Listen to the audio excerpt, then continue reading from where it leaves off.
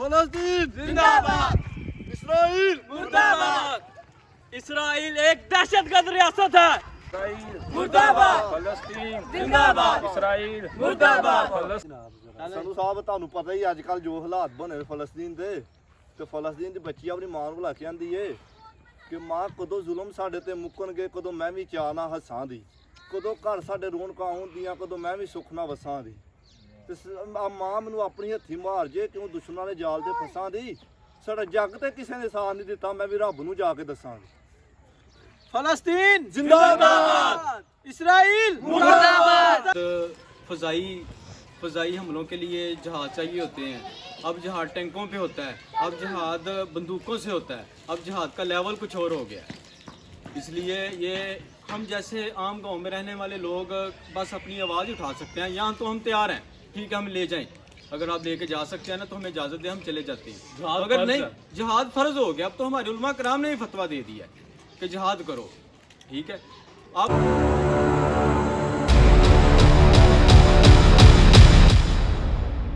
फलस्तीन भाइयों के लिए हम खड़े हैं, ठीक है, उनके साथ हमारी सपोर्ट है। तो इसराइल कुत्तों को गड़ा उतारेंगे।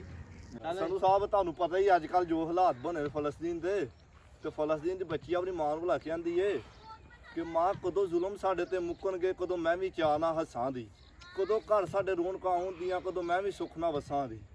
ਤੇ ਆ ਮਾਂ ਮੈਨੂੰ ਆਪਣੀ ਹੱਥੀ ਮਾਰ ਜੇ ਕਿਉਂ ਦੁਸ਼ਮਣਾਂ ਦੇ ਜਾਲ ਤੇ ਫਸਾਂ ਦੀ। ਸਾਡਾ ਜੱਗ ਤੇ ਕਿਸੇ ਨੇ ਸਾਥ ਨਹੀਂ ਦਿੱਤਾ, ਮੈਂ ਵੀ ਰੱਬ ਨੂੰ ਜਾ ਕੇ ਦੱਸਾਂਗੀ। फलस्तीन जिंदाबाद, इसराइल मुर्दाबाद। फलस्तीन जिंदाबाद, इसराइल मुर्दाबाद। फलस्तीन जिंदाबाद, इसराइल मुर्दाबाद। फलस्तीन जिंदाबाद, इसराइल मुर्दाबाद। फलस्तीन जिंदाबाद, इसराइल मुर्दाबाद। इसराइल मुर्दाबाद, फलस्तीन जिंदाबाद। इसराइल मुर्दाबाद, फलस्तीन जिंदाबाद। इसराइल मुर्दाबाद, फलस्तीन जिंदाबाद। फलस्तीन जिंदाबाद, इसराइल मुर्दाबाद। फलस्तीन जिंदाबाद, इसराइल मुर्दाबाद। इसराइल एक दहशतगर्द रियासत है।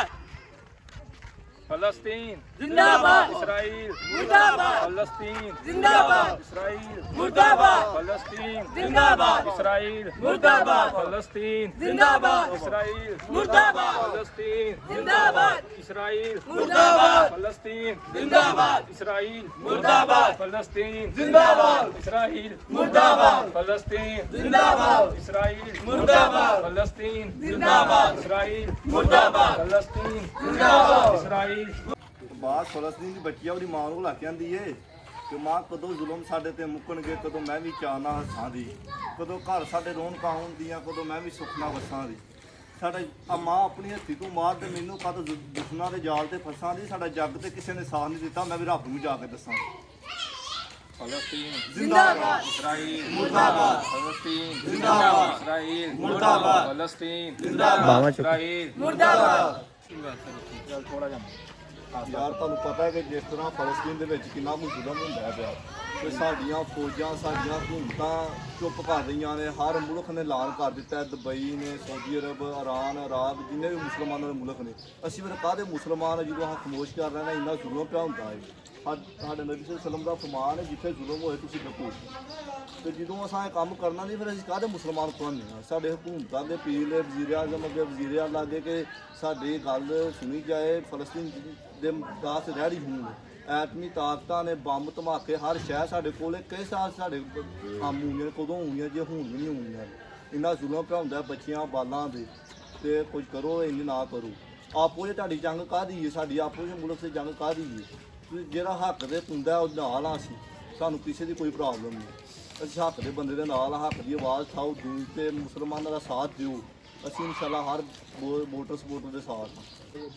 अच्छा जी, अगर जिहाद पहले ज़माने की तरह होता जैसे हमारे नबी के दौर में होता था कि मैदान में खड़े होकर जिहाद करना है, आमने सामने खड़े होकर जिहाद होता ना, तो बहुत से जवान, बहुत सी माओं के बेटे चले जाते हैं। अब जिहाद फ़ज़ाई हमलों के लिए जहाज़ चाहिए होते हैं। अब जिहाद टैंकों पे होता है, अब जिहाद बंदूकों से होता है, अब जिहाद का लेवल कुछ और हो गया है। इसलिए ये हम जैसे आम गांव में रहने वाले लोग बस अपनी आवाज़ उठा सकते हैं। यहाँ तो हम तैयार हैं, ठीक है, हम ले जाएं। अगर आप लेके जा सकते हैं ना तो हमें इजाज़त दें, हम चले जाते हैं। जिहाद अगर फर्ज नहीं, है। जिहाद फ़र्ज हो गया। अब तो हमारे उलमा कराम ने भी फतवा दे दिया है कि जिहाद करो, ठीक है।